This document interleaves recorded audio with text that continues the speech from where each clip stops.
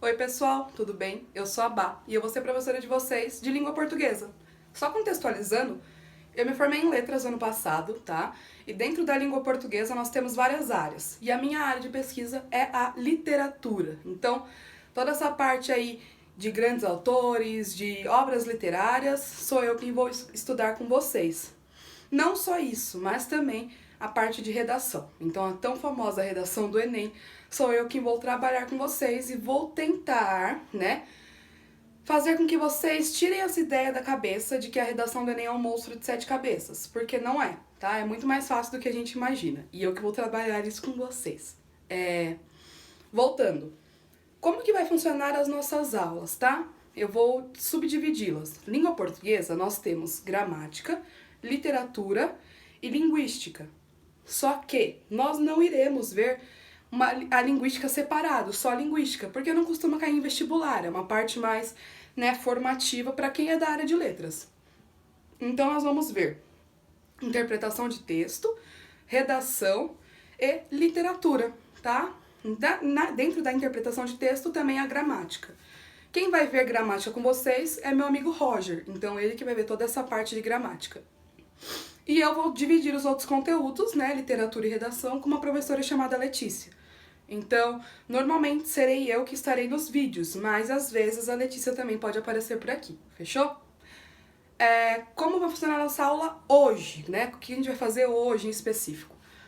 Eu não vou atolar vocês de conteúdo, é nossa primeira aula, a gente acabou de começar a ver tudo isso, então eu não vou atolar vocês de conteúdo, a gente vai ver só, né, o superficial, vai ver só a introdução à literatura. Então, em específico hoje vai ser só a introdução à literatura. Pra gente introduzir a literatura, a gente precisa entender o que é a literatura, certo? Eu não posso estudar algo que eu não sei o que é. Então, o que é a literatura? A literatura nada mais é do que um dos meios artísticos. Tá, mas o que é arte? Aristóteles, todo mundo conhece Aristóteles, creio eu, né? Um grande filósofo, costumava dizer que arte é mímese, mímese, imitação, que arte é mímese para a vida. Ou seja, a arte nada mais é do que a imitação da vida. Se literatura é arte, arte é a imitação da vida, o que é literatura? Também a imitação da vida. Por meio, né, de palavras. Pode-se conceituar a literatura também como uma forma estética de usar o texto, uma forma estilística de usar o texto, né, escrita. Então a literatura é essa arte de usar a escrita, essa arte de escrever sobre o momento em que se vive, tá? Assim como a humanidade, se nós imitamos a humanidade a humanidade está em constante evolução, a literatura também está em constante evolução. Então a gente não a estuda no geral, nós a subdividimos em escolas literárias. Então nós vamos estudar as escolas literárias, certo? A gente vai perceber que tem um período de tempo a cada escola literária. A gente começa em 1189 e vem até os dias de hoje. Então, são várias. E esse período de tempo significa que nós fomos evoluindo. Então, à medida que nós evoluímos, nós mudamos os conceitos, a sociedade muda e a literatura muda também, tá? Então, a gente começa lá em 1189 até ali meados de 1418. Eu não posso dar a data exata, mas é a aproximação dessa data. O trovadorismo, tá? 1189. Já tinha sido descoberto o Brasil? Não. Então, a gente ainda tinha uma literatura em língua portuguesa, mas português de Portugal. Naquela época, galego-português. Então, a gente começa com o trovadorismo em galego-português, ainda lá na Europa, né? Lá em Portugal. Passando disso, a gente evolui e nosso pensamento muda, tá? Então, a gente viu aí que de 189 a 1418 tem um grande espaço de tempo, então a gente mudou bastante. E aí aquela escola que é o trovadorismo, que é muito lírica, é muito teocêntrica, muda. E o que a gente faz? A gente também muda de pensamento, né? A gente deixa de deixar Deus no centro de tudo como era antes. Então, a gente começa a prezar também um pouco pela razão.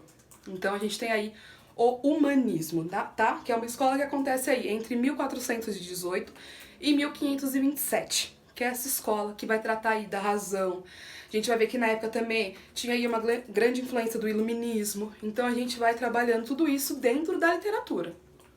Passando do humanismo, tem uma escola literária que eu não sei se eu posso chamar de escola literária, tá? Porque é um período de tempo tal qual as pessoas escrevem sobre o Brasil. Por quê? Porque a gente chega em 1500. Aula de história. O que acontece em 1500? Descobrimento do Brasil. Então aí os portugueses que vieram para o Brasil passam a escrever sobre o Brasil. Então a gente tem aí o quinhentismo, que a gente não classifica como uma escola literária, mas a gente vai ver também, tá? São escritos sobre o Brasil. Passou do quinhentismo, aí sim a gente tem uma escola literária, que é o classicismo, tá? O classicismo, sim, foi uma escola literária. É algo que, tal qual, as pessoas realmente escreviam textos perante um tempo, um espaço de tempo. E aí sim a gente conceitua o classicismo, nessa era clássica, como literatura, que acontece aí entre 1527 e 1580. Então é uma escola, por mais que seja mais curta, ela é uma escola literária. Foram escritos de uma época. Diferente do classicismo, foram documentos. Agora sim nós temos escritos. Passou do classicismo, a gente tem uma escola que é mais conhecida. Eu acho que todo mundo já ouviu falar, pelo menos, da arquitetura. Ali em Minas Gerais, a gente tem ali as igrejas de Aleijadinho, e a gente chega no Barroco. O Barroco, ele sim, foi uma grande escola literária, um grande momento da época. Não só na literatura também, mas muito forte em arquitetura, muito forte em arte, tá? O Barroco, ele foi uma época, né, carregada pela Igreja Católica, então a gente vai ver um texto aí, muitos textos de padres, tá? A arquitetura também muito presente na escrita, e aí a gente tem o Barroco, que acontece entre 1600 e 1768, tá? Acabou o Barroco, o que acontece? A gente muda a escola literária. Talvez por nome de escola essa vocês não conheçam, mas alguns termos aí, né, carpe diem, esses termos aí de viveu agora, good vibes, a gente tem aí nessa escola, que é o arcadismo. Então o arcadismo, ele acontece após o Barroco, e é uma escola que vai falar mais do campo, vai falar mais numa era arcade mesmo, falando, né, sobre o campo, sobre a vida mais simples, né, Fugere Urben, coisas desse tipo. E ele acontece aí entre 1768 até 1836. Chegou em 1836. Agora sim, nós temos literatura brasileira, brasileiros escrevendo. E nós temos, assim, o Brasil estreando com tudo, no que eu, pelo menos, conceituo como a melhor escola literária que existe. A gente chega no romantismo, tá? Então agora é brasileiro escrevendo sobre o Brasil e assim com um sentimento nacionalista muito grande, tá? Então nós subdividimos, né, o romantismo em 3 fases. A primeira, que é uma fase nacionalista, índio como herói nacional, o Brasil acima de tudo, é justamente isso, é uma fase bem patriota. Ainda muito romantizada, né, naquela época os padrões estéticos eram os europeus, então ainda muito romantizada, mas brasileira. Passou dessa era nacionalista, a gente vem pra minha favorita, que é a era gótica, tá? Então essa era de, né, pessimismo, morte e um amor assim imenso. As pessoas amavam com tudo, então os escritos vão ser carregados de sentimentos. Então a gente tem aí Álvares de Azevedo, o grande nome aí dessa segunda fase. E a terceira, que é uma fase de uma visão mais ampla e que a gente já tá mudando. Então a gente vai parar um pouco de romantizar e vai passar mais a denunciar o que acontece. Passou aí então dessa segunda fase de gótico, a gente tem uma fase chamada de condoreirismo. Por que condoreirismo? Essa coisa de ter uma visão ampla de tudo que acontece. Então, essa terceira fase é uma fase de denúncia. Uma fase que a gente vai começar a denunciar as verdades. Não, o Brasil não é tão bonito assim, não. Acontece isso, isso e isso. Já aí passando para outra escola literária, que é uma escola que realmente vem aí com esse espírito de denúncia, tá?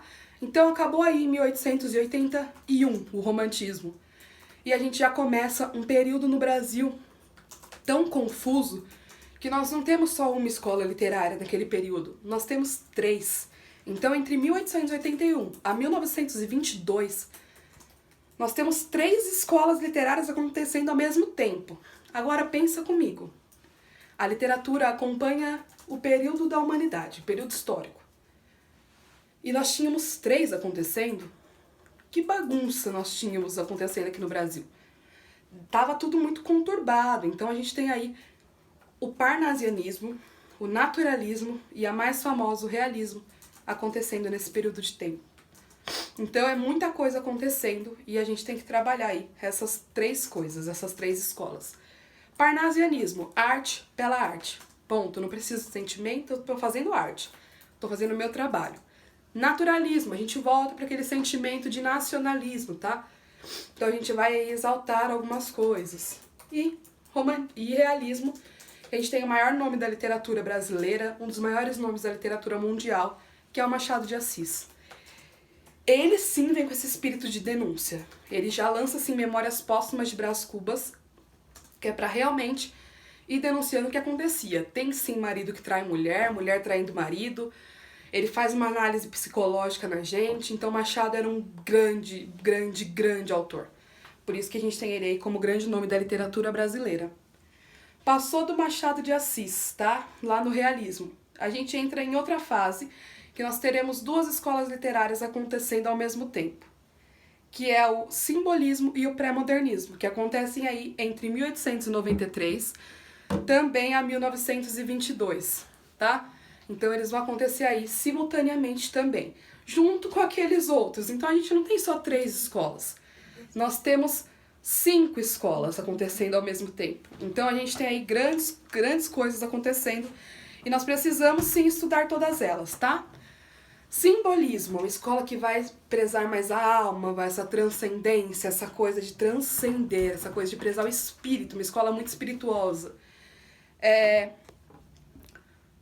O pré-modernismo, como ele já diz, ele é um pré antes da escola que vai vir. Alguns teóricos costumam dizer que não existe, mas nós estudamos como pré-modernismo. Então, a gente vai aí já evoluindo para uma nova era. Então, no pré-modernismo, a gente já tem um grande nome aí, Lima Barreto, um cara que vem com tudo, e a gente vai estudando aí as obras dele, já também denunciativas.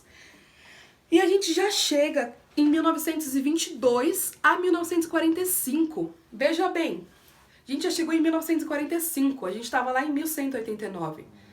A gente trouxe para perto de nós, a nossa realidade. Então, 1945 aconteceu faz um tempinho, mas nem tanto. E a gente tem o modernismo, tá? O modernismo, essa escola aí de Graciliano Ramos, que também é muito denunciativa. A partir do realismo, tudo vai ser muito denunciativo. E a gente já chegou próximo a nós, tá? Porque passou disso, o que acontece?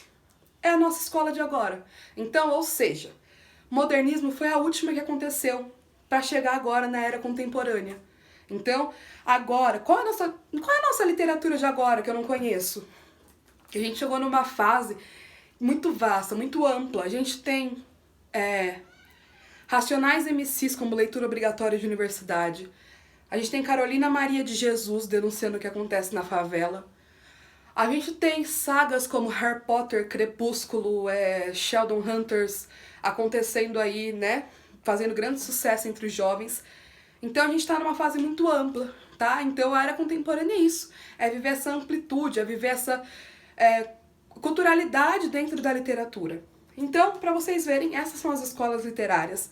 Literatura não é difícil. Ela é uma coisa que vai contar com o sentimento de vocês para poder entender, tá? Literatura é sim uma escola muito humana, tá? É uma matéria muito humana que necessita aí desse entendimento não só científico, nunca vai ser tão exato. Não, é uma coisa de sentimento. Então, vai necessitar um pouco disso de vocês, trabalhar um pouco esse lado mais sentimental. É isso, pessoal. Se vocês gostaram da aula, me dá um feedback, eu preciso saber como tá rolando. Se vocês não gostaram, pode falar também, eu tô no grupo, tá? Eu sou a Bá lá, então vocês podem me chamar pra perguntar alguma dúvida. E é isso, um beijo, tchau, tchau.